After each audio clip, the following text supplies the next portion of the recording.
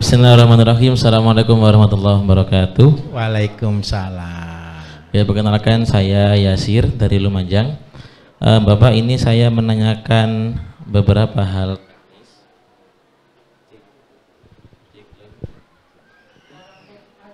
Lanjut. Oke. Mati? Enggak, oke. Pertama, ini terkait asam amino, Pak. Baik. Itu apakah harus memakai nanas atau pepaya?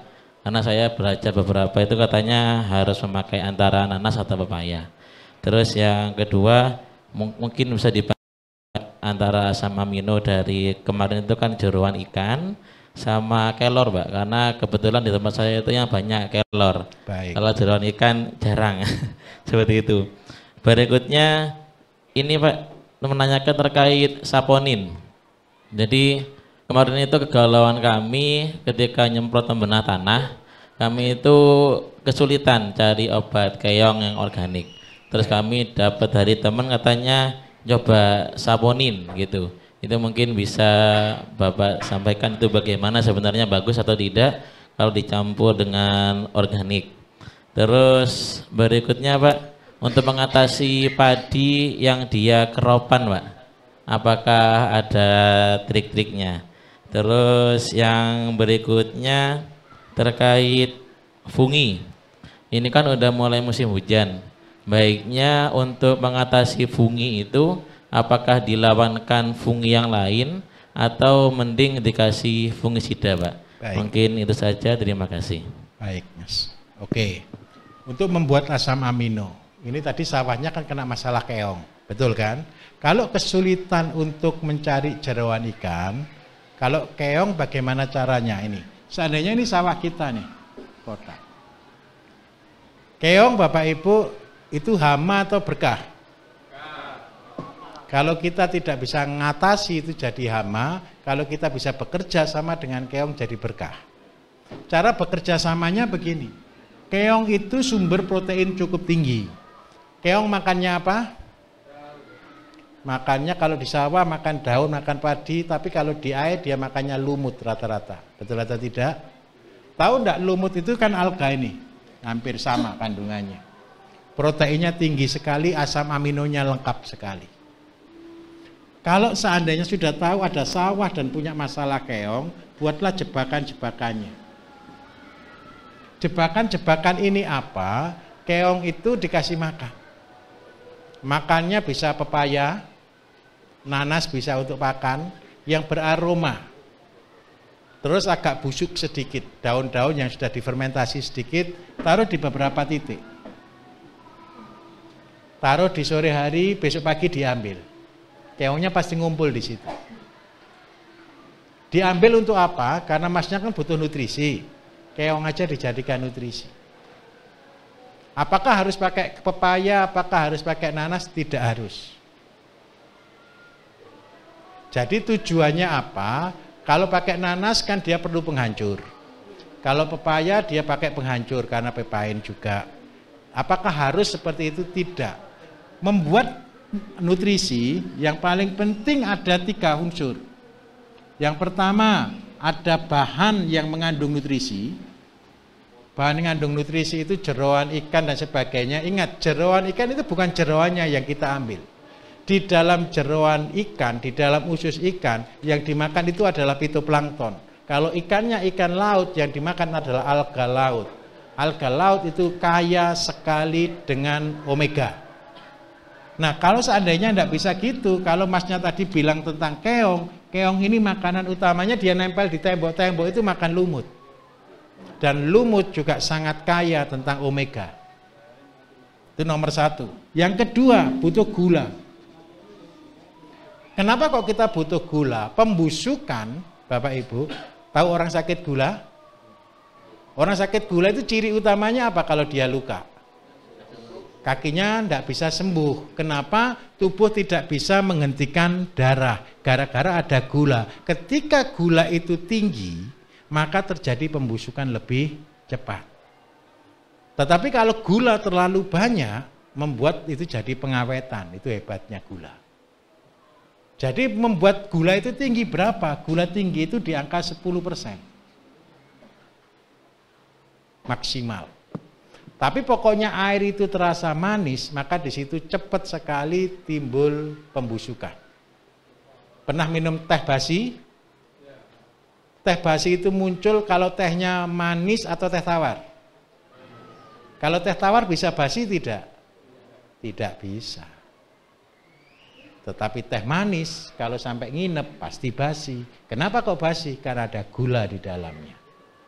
Jadi karena itu gula sebagai apa? Gula ini sebagai pembusuk lebih cepat. Terus yang ketiga yang dibutuhkan untuk nutrisi itu apa? Bakteri-bakteri yang kita mau untuk apa? Jadi kita buat asam amino itu sebenarnya untuk apa dulu? Ini untuk tanaman, atau ini untuk hewan, atau ini untuk ikan. Itu bedanya di sana. Ada bakterinya. Bapak Ibu, internet sudah luar biasa hari ini. Cari di sana. Pak, saya kepingin ayam saya cepat besar, tapi tidak punya lemak. Betul ya? Berarti carikan bakteri-bakteri yang memberi nutrisi, tapi menghabiskan lemak. Cari bakterinya. Terus yang kedua, bagaimana kalau caranya, kalau Pak saya tidak bisa cari bakterinya, karena tidak punya mikroskop. Caranya paling bodoh sepele. Kalau kepengen ayam kita kurus, carilah ayam yang kurus, ambil ususnya beberapa senti, masukkan di situ, bakterinya berkembang jadi kurus. Kalau kepengen ayamnya gemuk, carilah ayam yang bongsor, ambil ususnya, masukkan di dalamnya, dan dia jadi baik. Kalau tanaman bagaimana? Kalau saya kepengen cabai yang bagus, carilah cabai yang sehat, ambil daun, ambil batang, ambil akar, masukkan di dalamnya, jadilah cabai seperti itu. Kalau seandainya Pak saya mau untuk semua, carilah semua tanaman yang baik-baik. Kan mudah kan? Saya tunjukkan konsepnya. Saya tidak akan ajari satu harus ini, tidak boleh. Saya tidak menciptakan kitab, Bapak Ibu. Kalau kitab kan tidak boleh berubah nanti. Tapi yang saya tunjukkan adalah konsep. Sudah paham kira-kira? Gampang? Nah, alhamdulillah. Jam berapa? Kurang seperempat. Ayo 2 orang lagi. Oke, mari Bros. Oh ya, sorry, fungi. Fungi kalau yang organik buatkan dari lengkuas dan kunyit. Kenapa kok lengkuas dan kunyit? Tahu lengkuas? Kenapa saya pilih lengkuas? Pernah sakit PKK? Panu, kadas, kurap. Itu kan jamur semua, betul kan? Cara ngobati kalau orang tradisional, parutkan lengkuas, oleskan, dia akan terbakar. Lengkuas itu adalah satu-satunya tanaman yang kalau kita tempelkan ke kulit jadi terbakar. Terus yang kedua, tanaman setelah dibakar kan luka. Kesemprot dengan lengkuas, dia itu luka. Supaya lukanya tidak terjadi infeksi, maka kita perlu dengan antibiotik. Antibiotiknya itu apa? Kunyit. Jadi yang satu memanaskan, yang satu mendinginkan. Akhirnya tanaman itu tetap bahagia saja. Nah, kalau seandainya Pak ini hujan sekali, berarti butuh perekat. Perekat terbagus kalau menurut saya adalah lem pertanian Bapak Ibu. Itu adalah asap cair.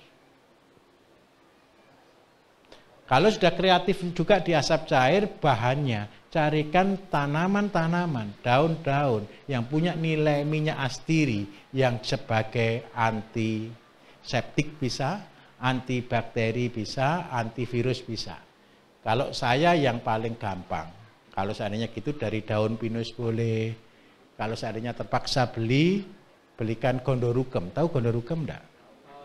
Gondorukem itu adalah minyak pinus. Kalau seandainya tidak ada semuanya Pak, pakailah kayu. Yang paling gampang kalau di sini saya akan buat pabrik arang Bapak Ibu di depan. Yang pondasi di depan itu saya mau produksi pabrik arang. Di depan kelihatan saya produksi pabrik arang. Tapi gara-gara pabrik arang kan dibakar, betul kan? Asapnya saya kumpulkan, bonus. Ini saya tunjukkan teori gara-garanya. Saya buat arang, betul ya? Modal buat arang itu 1 karung itu 28.000. Nanti kalau jadi di arang itu kalau kita jual harganya 35 atau 40 ribu. 1 kilonya 6.500. Arang batok, arang kelapa, batok kelapa. Asapnya saya kumpulkan, paling sekali pembakaran dapat anggap aja 20 sampai 100 liter lah airnya, air asapnya untuk satu tungku. Asap cairnya. Lah asap cairnya kalau dijual 10 ribu kan sudah 1 juta. Jadi tetap lebih mahal asap cairnya daripada arangnya. Itulah bisnis. Apanya? Enggak, kalau yang pembakaran di situ tuh bakar sampah-sampah, Pak. Terus kita kan juga butuh abu, Pak. Butuh abu. Jadi gimana? Arangnya dijual, Pak. Untuk bakar sate. Nah, terus yang kedua, gara-gara kan ada panas. Saya kasih tungku di atasnya nanti. Panasnya saya kasih boiler, saya buatkan pemandian air panas di situ. Nah, itulah orang gara-gara.